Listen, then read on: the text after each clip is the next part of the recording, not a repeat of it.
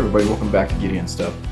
Today's video is a little bit different. I don't think we've done a video quite like this before. We're going to be talking about a poll I did about 2 weeks ago at the time of recording, which I think I'm going to be uploading this tomorrow, so you'll be seeing this pretty soon after I record it, which is cool. So, I've got the results of that poll pulled up here on the computer. The whole point of the poll was to discuss the blade shape of this knife right here. This is the Swiss Tech Gerundit.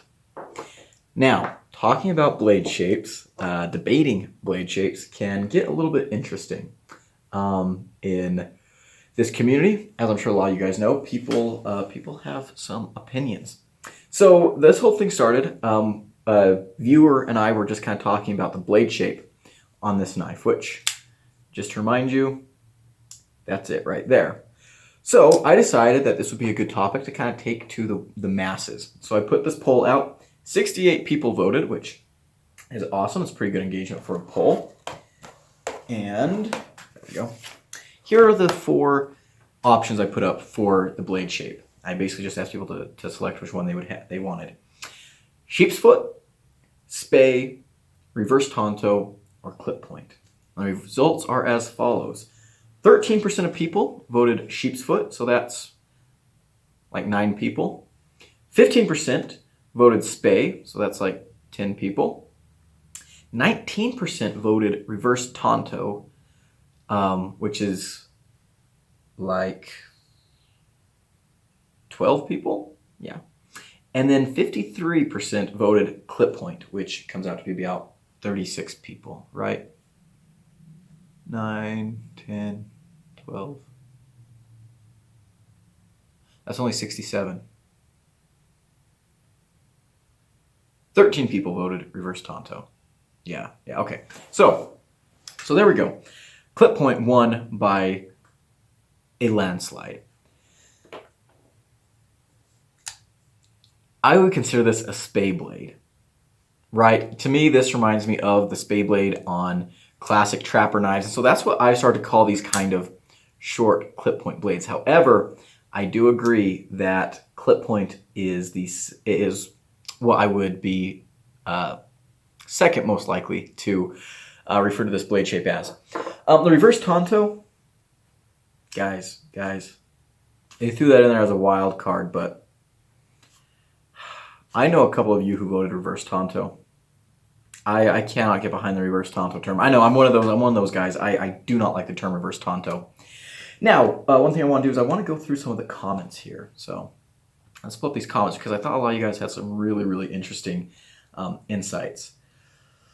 Let's go and pull up our comments. Okay. So, John Cook 2504 said, I'd probably go with reverse tanto, as it's very similar to the 940 Osborne, and I'd say it made reverse tanto the most popular term for this style. I think you're absolutely right that the term reverse tanto did gain prominence with the 940, but I don't like it. And the 940 I don't think is a reverse tanto. I think it's absolutely a spay blade, is what I refer to it as. Long, skinny, with a little bit of a clip at the end. I definitely think the 940 is a spay blade. But if you ask 100 different knife nerds, you'll probably get enough different answers. You'll need 2 hands to count them. And he's absolutely right.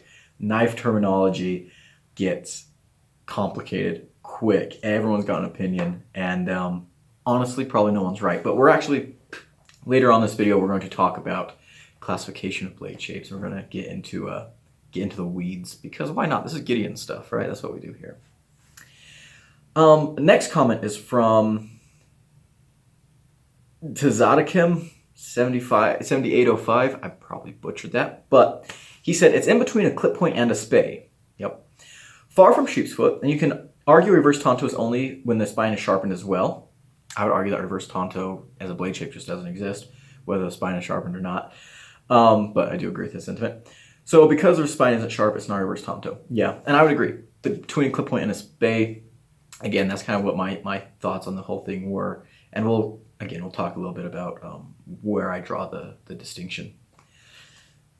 Fidel Cashflow YT, cool name, commented, Problem is the belly on the blade. Can't be a sheep's foot or reverse tonto. Spade blades are blunted tips as far as I know. Clip point it is, I guess. So this, yeah, I could tell, this person was thinking a lot about this. The blunted tip on a spade blade, clips sheep spade. I think I kind of know what he's coming for. They don't necessarily have a blunted tip, but they don't really have a pronounced point. And that's one of the things where I think, calling this a clip point, you can get away with. I'm still sticking with sheep's or with spade blade. Blah, blah, blah. Harry 4x44 commented sheep's foot. Thank you, buddy. I can't call this a sheep's foot, unfortunately, but moving on. TRW, old Tonto guy. None of the above. It's obviously a modified, elongated, dropped, clipped, worn foot. Jeez, how could y'all miss that? And yeah, he's absolutely right. He's absolutely right. We've all been blind. And I told him in my response, finally, an intellectual. I can tell you have your PhD in iphology. These are the kind of people we need to listen to. Jimbus Maximus, 4624. That looks like just a plain clip point. A sheep's foot has a straight edge blade and curved in like a Warncliffe. A spade has a full curved edge and a small clip. Full curved edge.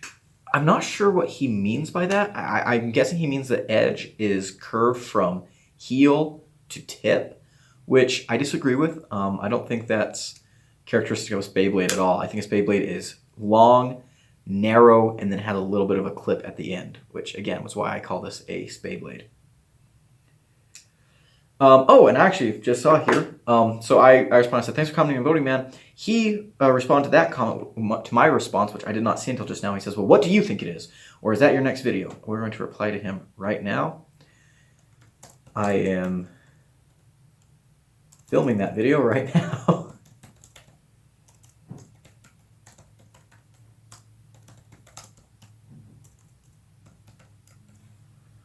Awesome. There we go. So Jimbus Maximus, I hope you're watching. Matisfaction commented. He said, none. It's a drop point. I've heard this argument before for blade shapes kind of like this, including what we'll talk about. Like if it's not straight, like this has a little bit of bow to it, is it a drop point? I don't buy that. I don't buy that. I'm sorry, Matisfaction. I love you. I don't buy that though. I commented, I told him everything's a modified drop point. And he said, what sorcery is this? So good back and forth. Tyler Snyder, 30 or 305, 305. I was going to say 35. He said, it's a slightly odd clip point, but a clip point nonetheless. Almost like a spade, but a spade which has a purpose is less pointy. Anyone who actually knows anything about knives should be able to tell you that, I forgot his comments pretty long. A sheep's foot blade has a straight edge. If the edge is intentionally not straight, it cannot be a sheep's foot blade. And adding the term modified is complete bullshit, by the way, because you cannot change/remove the defining feature and characteristic of something, then just call it modified. Otherwise, every blade shape might as well just be a modified drop point, which, again, that's kind of what I was discussing with Matisfaction. And yeah, there's a lot in this comment to kind of pick apart, and I like comments like this. People thinking, and this is another comment that really illustrates the divisiveness that talking about blade shapes can sometimes have. People get passionate about this. So he says it's almost a spade, but a spade which has a purpose is less pointy. And that's a good point. We've been talking about, how spade blades have a blunted tip or a less pointy tip. What was a spade blade originally used for? It was used for spaying animals, right? It's used for cutting out reproductive organs. And so when you're doing something like that, you don't want a very acute tip on your blade because you might puncture something you don't mean to. I've talked about this a lot. I grew up on a ranch. My dad's a veterinarian. And so I'm really familiar with a lot of these things. And so I can see where he's coming from there. But again, I still would consider this a spade blade, even though it is pointy. So it's a really, really good point. This is a modified spade blade. And so let's go ahead and talk about what he was talking about there with adding the term modified is complete bullshit because you cannot change or remove the defining feature and characteristic of something and then just call it modified. I think there's some truth to this, but I think it's also a little more complex, right? If we're thinking about something like that, let's step back away from knives, right? Let's step away from knives, and let's talk about let's talk about evolution, okay? So we have an animal born that has a mutation that allows it to be a better swimmer, right? It can stay underwater longer, can hold its breath longer. And this turns out to be a benefit to it in its environment. It passes its genes forward to its kin or to its offspring, and they pass them down, down, and down. And then, pretty soon we have these animals that are maybe once started out as terrestrial creatures and now they're aquatic. And so in that case, the modification of the lungs or whatever it is that allows the animal to stay underwater longer, that modification eventually build into something that does change the defining features of what the common ancestor of these creatures might have been, right? And so in that case, you do have modifications leading to complete functional change. However, think about something like, I've got this Hogue Deca right here. This is a pretty standard clip point blade. If I were to make this partially serrated, that would be a modification. Still a clip point, but that'd be a modification that adds to the functionality. It doesn't necessarily change the defining features of this knife. It adds to it, right? In the same way where a big, huge Bowie clip point is a clip point, but a Bowie knife is more of a fighting knife. It's weighted for chopping. You can thrust with it a little bit, and then, we get down to the clip point on this little Deca, and this is a straight clip point. It doesn't trail up a little bit. And so it's still a clip point, but it's a modified version of a clip point. And so you can definitely see similarity between the two, the Bowie and the Deca. There's that similarity. They're still both clip points, even though, the straight clip point could be considered to be a modified version. You're not losing all the defining features of that. So modified can be a legitimate term, is what I'm getting at.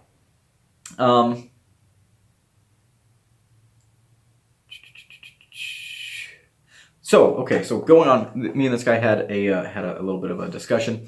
I said, the joys of knife blade morphology and terminology. I'd have to disagree with you. I would consider this to be a spade blade. To which he replied, that was my first thought.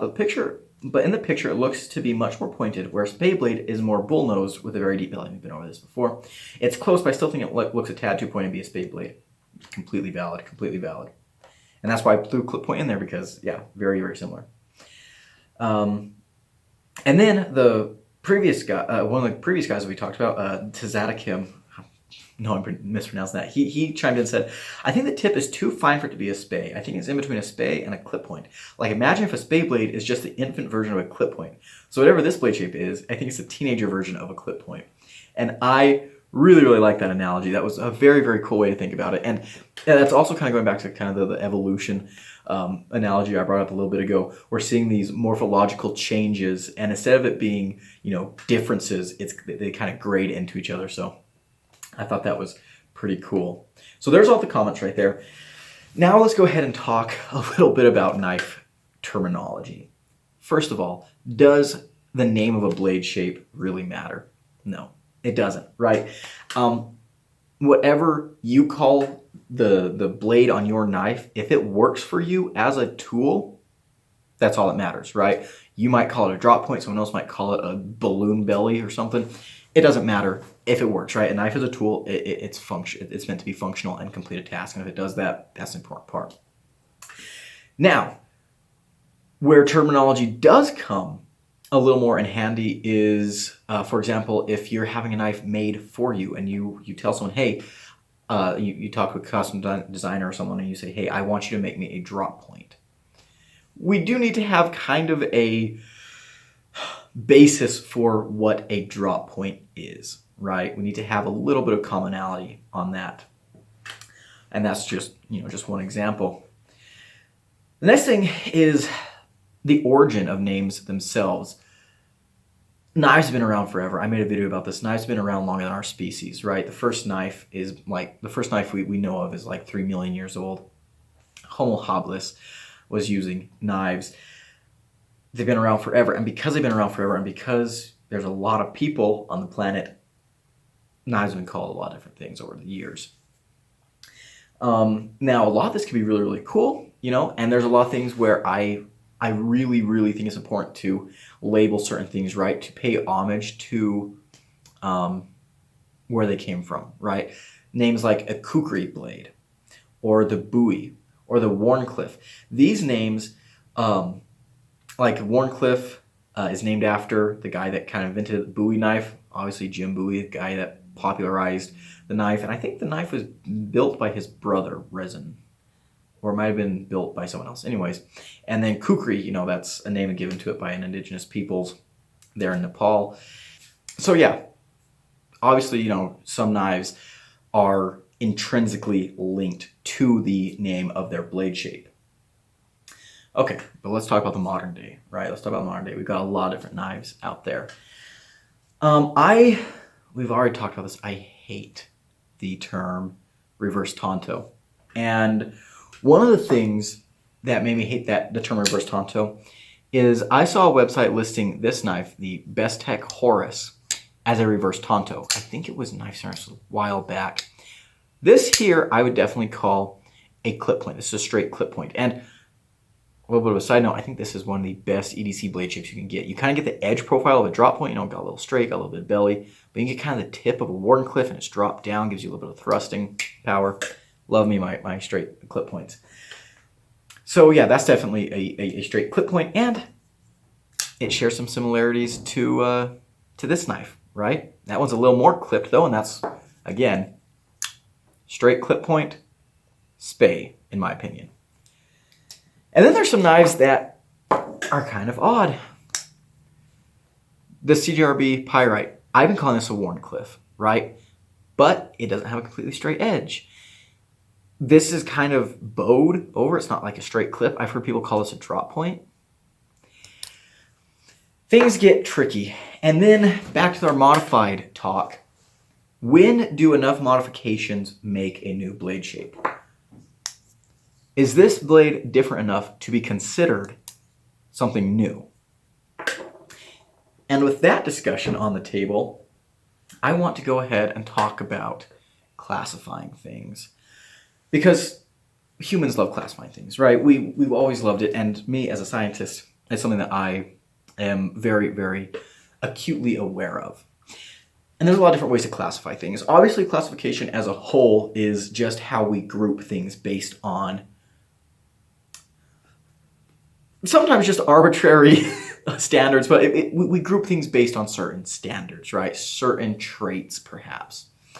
For example, in mineralogy, we classify a lot of minerals based on their chemical composition, right? So we have like a big group of silicate minerals. These are any minerals that incorporate silica into their chemical composition. And when a geologist says silica, they mean silicon dioxide, SiO2. So any mineral that has a bunch of elements tacked onto SiO2 or SiO something, some kind of silica compound, that is a silicate mineral, right?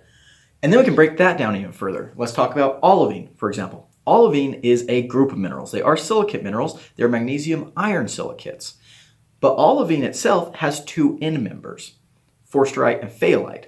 One of them is magnesium rich and the other is iron rich. So depending on what, again, this is a composition classification, right? Iron versus magnesium, is it forsterite or phthalate? And you can kind of think of this as, if we're talking taxonomics, which we'll get to here in a little bit, silicate mineral could be the family, olivine is the genus, and then forsterite, phthalate are the species, right? That's a way we kind of break things down.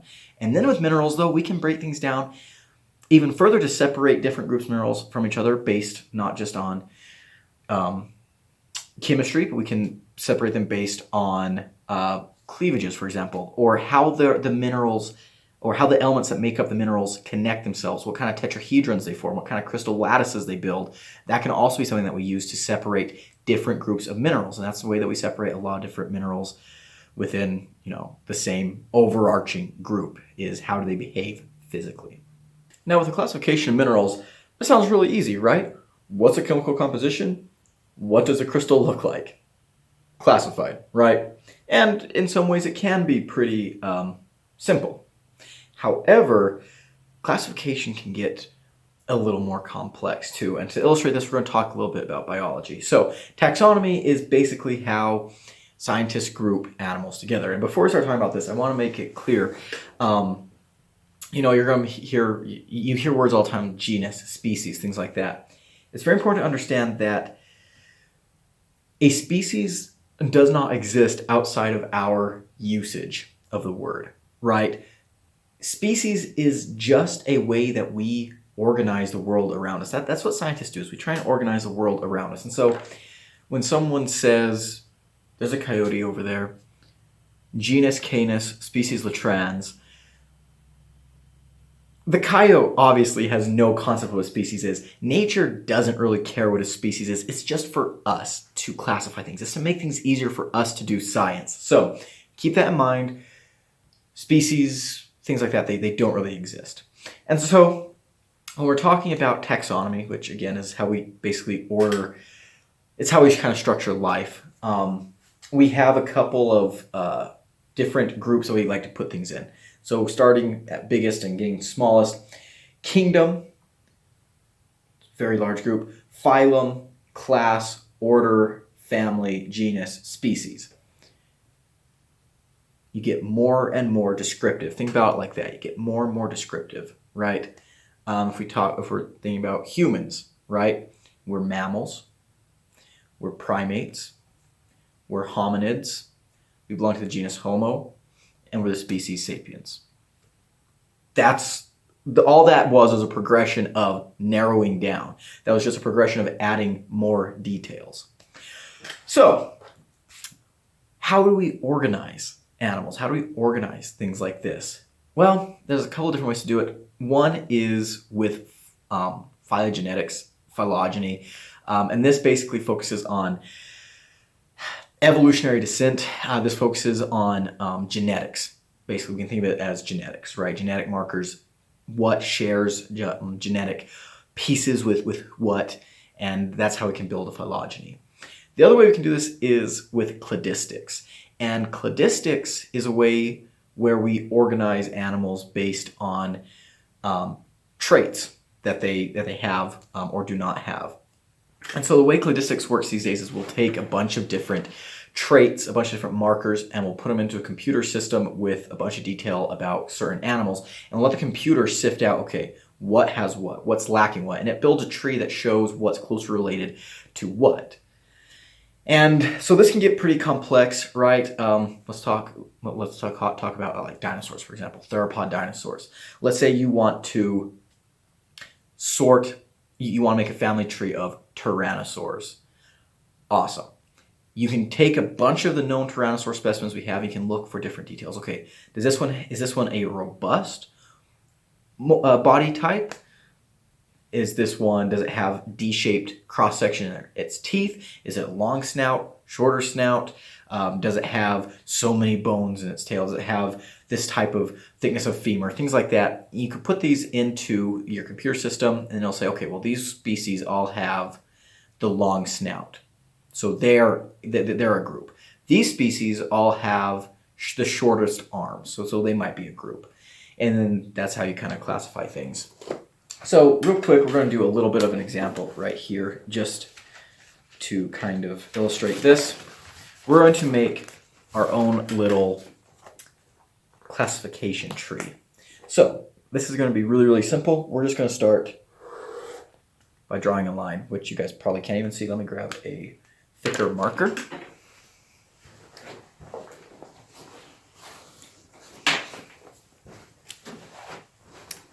All right, here we go. Is that better? Yeah, I guess you can see that better. So we have this line, and this is basically just going to kind of be our structuring point for all the things that we're going to be working with here. So let's say we have 4 animals we want to work with. Let's say we've got a fly, a fish, a lizard, and a cat. And we want to kind of organize these things into groups that only encompass them, right? We want these to be in groups that only they have. So if we're looking at this little thing here, we're making a phylogenetic tree. And so it's not important right now, but we'll kind of go into that a little bit. So the first thing we want to do is we want to identify certain traits. So right here, we're going to say we have the emergence of a trait. And let's say this is a backbone.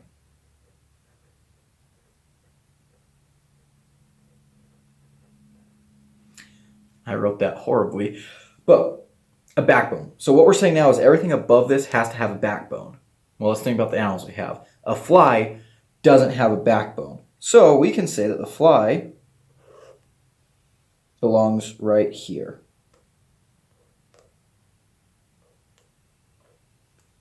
Right? There we go. There's our fly. It does not have a backbone. So it has to sit below where the backbone shows up. So everything else needs to have a backbone. Awesome. Let's say that our next trait we're going to put right here. Let's make it legs.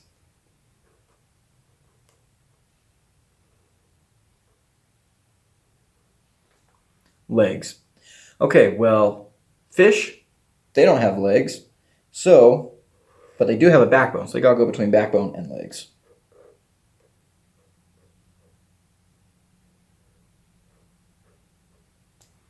There's our fish.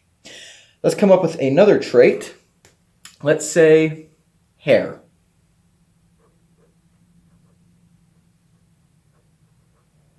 There's hair. Well, our lizard doesn't have hair, but it does have legs and a backbone. So we're going to put our lizard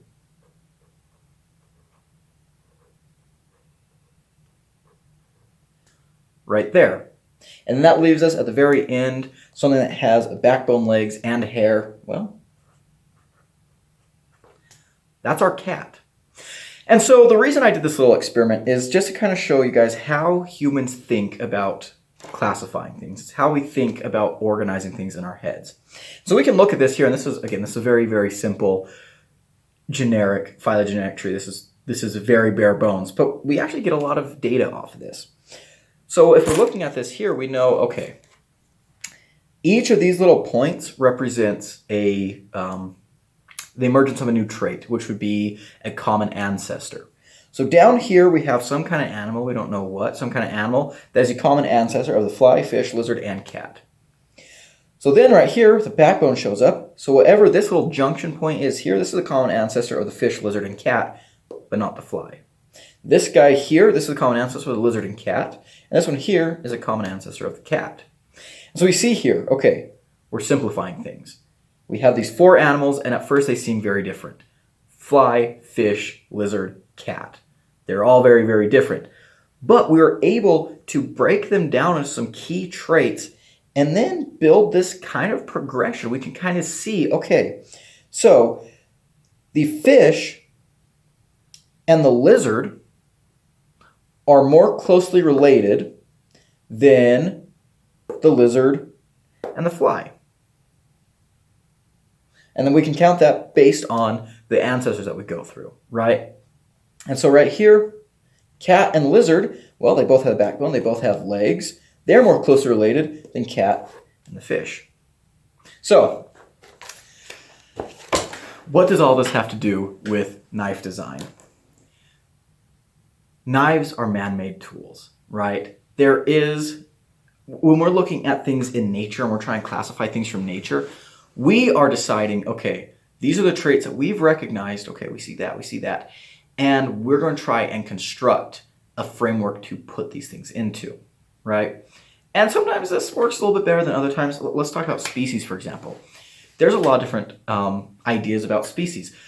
One definition of a species is the biological definition of a species, and that means two animals that can reproduce and create fertile offspring. Sounds pretty simple, right? However, there are some animals that are that this doesn't work for. You know, they might be very, very similar, but they don't produce fertile offspring, or they're very dissimilar, but somehow they do produce fertile offspring. And then when we look in the fossil record, we can't test reproductivity on dusty old bones, right? So we have to define a species as animals that share certain morphological traits. So when we're talking about our pocket knives and stuff, Our knives are born because we needed something to complete a task, right? Knives started off as tools. And now, oh my goodness, we've exploded the variety of knives that we have. There are so many different types of knives around today, and not all of them are utilitarian. A lot of them are built purely for artistic effect. And so that's why it's a little bit harder to categorize blade shapes, because they're so individual. They can be so individual. But there's a few things that I think I like to use to kind of straighten things out for me. Obviously, we have certain traits that you just can't get away with. A drop point blade, right?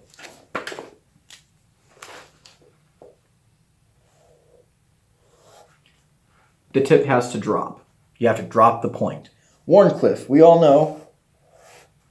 Wharncliffe is a straight edge, right? Clip points. There's a buoy. There are certain traits that are known and established. And so then I like to look for derivations. These are things where you take kind of the base model. Think about, for example, let's think about the most basic drop point you can picture. Imagine that in your head. And then imagine making a couple changes to it. What happens to it? Does it still maintain drop point features, or does it become something else? With this knife here, the reason I call it a spade blade is because to me this has a lot of spade blade features. It's narrow. It has this little clip that's a short clip. Now it does have a little more of a point than certain spade blades normally do, but to me this is just a derivation. This is just a variation on a clip point. You're taking that very classic blade shape, and yeah, this is not exactly the same as all spade blades, but it has enough features that when I look at it, I can tell, oh, this kind of has a spirit of a spade blade. Again, does this matter? No, probably not. Probably not in the long run. For utility, it doesn't matter what you call your knife. What matters is that it does the job it needs to do. Whether that's hunting, whether that's skinning, whether that's breaking down cardboard, self-defense, utility cuts, whatever you need to be doing with your knife. And that's how we got most of our blade shapes, right? Is someone had a task they needed to do, and so they built a tool for that job. Oh, skinning animals is something that people have done for a long, long time, and they found out, hey, a big bellied blade is great for taking that hide off. And then maybe someone made an adjustment to it because it's like, okay, well, I stopped hunting deer and now I'm hunting bison. And so I need a knife that's maybe a little bit bigger or shaped just a little bit differently. All right, so I'm going to take what I had with this deer skinner and modify it just a little bit. Now it's a buffalo skinner, but still a skinner, right? So there's a lot of different ways to think about this. And if we try to apply conventional classification schemes to knives, it can get crazy, right? Like if I were to try and draw a phylogenetic tree, let's take these two knives here, right? Let's say that I have found an alien who has never seen a pocket knife before, but they're very smart and they like to classify things. I hand them these two knives. What might they do? Well, there's a couple things. They might say, okay, these are related. They're close to the same size. Their handle scales are very similar. Like these are very similar colors and textures. Plus, they both have stone-washed blades. These must be similar. Okay? And then they say, oh, but this must also be related to this because they both have crossbar locks. Awesome. Awesome. What about the blade shape? Well, this kind of sort of resembles this, kind of sort of resembles that. There's a lot of ways you could go with it. And it's fun to think that way. It's fun to think that way. And of course, the whole scale color analogy was just for fun. Like that's definitely not a genuine way to classify anything. But blade shape morphology is something very, very interesting.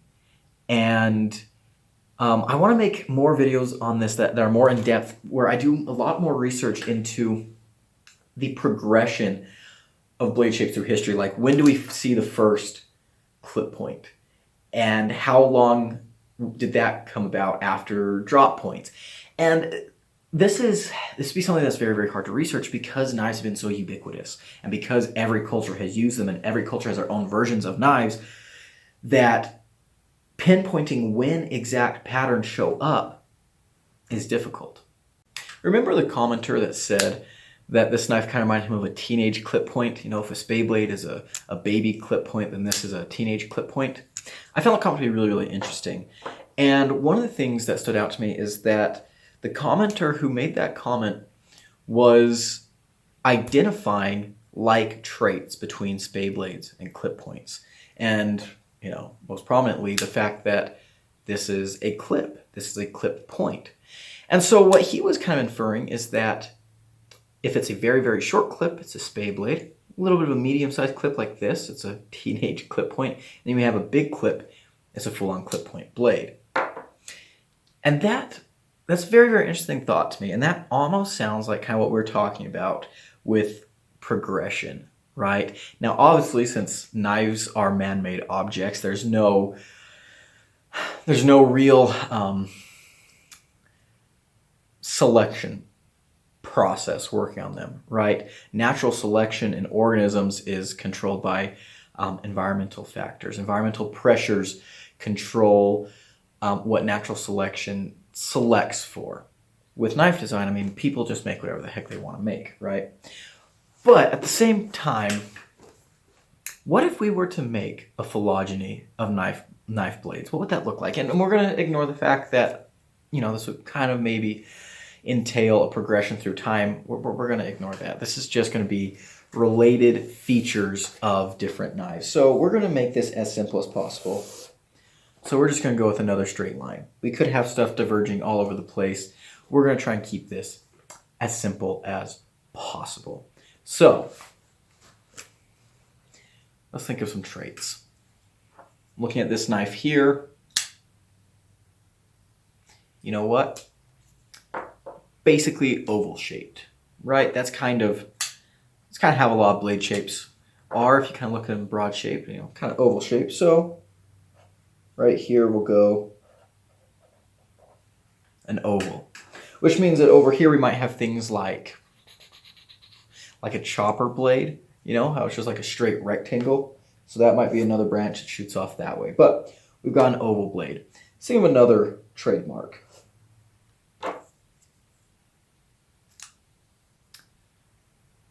We have a dropped tip, right? And actually, ooh, I just thought of something interesting. So this tip is kind of in line with the pivot, which isn't necessarily a clip point trait, but that, working off this oval shape thing, the first thing that comes to mind with the oval shape is right here we'll have like spear point.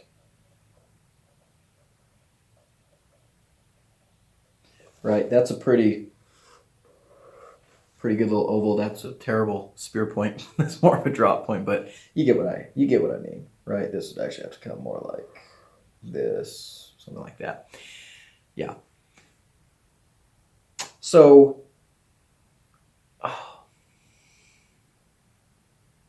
yeah. So then next we'd have like, we'd have a dropped tip.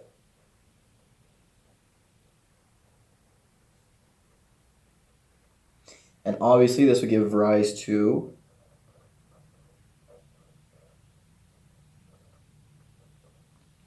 drop points. And then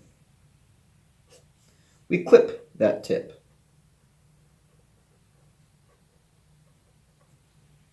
And that's where we get clip points. So right here we have a little phylogeny. Actually, I guess I could have put clip points way the heck over here. I don't know why I didn't. Here we have a little family tree of knives where we have spear points going to drop points going to clip points. And then within clip points, we could divide it up even further, right? And so in clip points, we'd have subgroups. So let's say we got another tree right here, and we're starting with clip points. And let's say we have a trailing clip.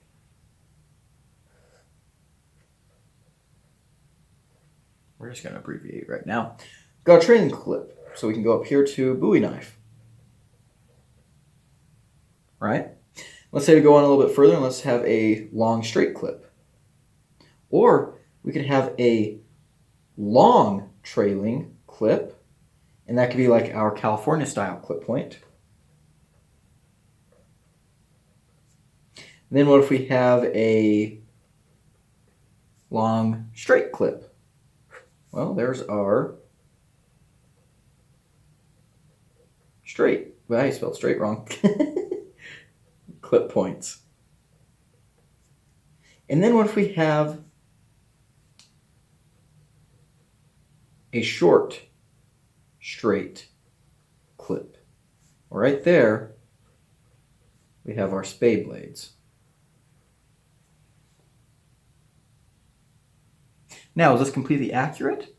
I don't know. I'd love to hear what you guys think. But right here, we can kind of see a progression. We can kind of see the family tree of clip points. If it's a trailing clip point, it's a Bowie knife. If you extend that trailing clip point out a little bit, California clip point, straight clip points have just the long straight clip, and if it's a short straight clip, spade blades. And so spade blades is a subset of clip points. And so in my original question, maybe there's no difference between clip point and spade blade. You know, they seem to share a lot of morphological similarities.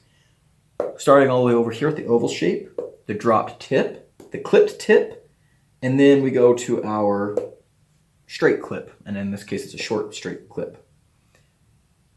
You know, there's definitely those degrees of change that separate it from drop points and spear points and things like that. So that's kind of the whole point of this this thought experiment, is when we're thinking about knife design, when we're thinking about blade shapes, we have to start breaking things down into the core components that define what that blade shape is.